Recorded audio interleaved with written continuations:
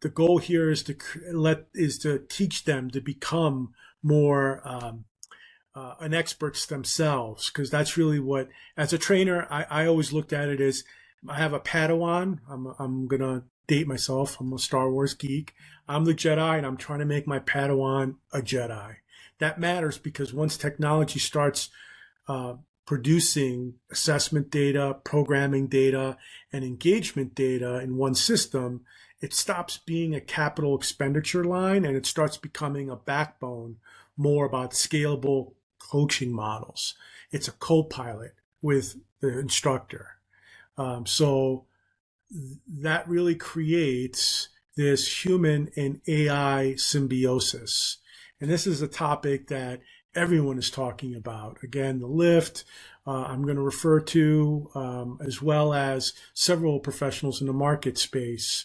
If we're looking at it clearly at this point, because it's often oversimplified, AI is not a replacement for the coach. It's an operational co-pilot for the coach. The machine is best at processing large volumes of data. It automates routine.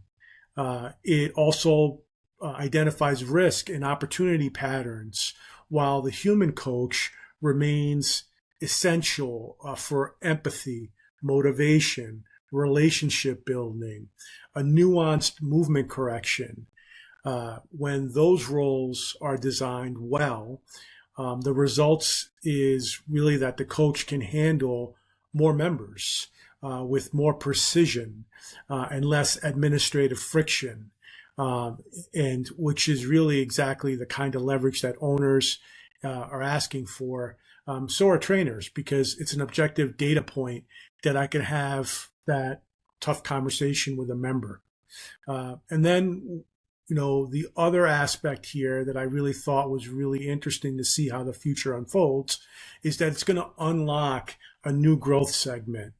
GLP-1s, longevity and biohacking, active aging, medical adjacent rehab protocols are now entering this space.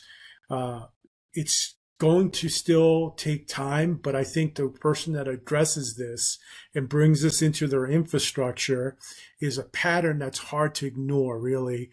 It's an addressable market around the club that's changing. So owners are increasingly encountering opportunities.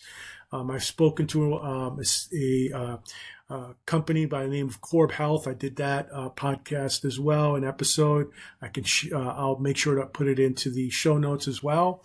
And they talk about how business owners are creating a better lifetime value experience for that member, because it's not only a supervised resistance training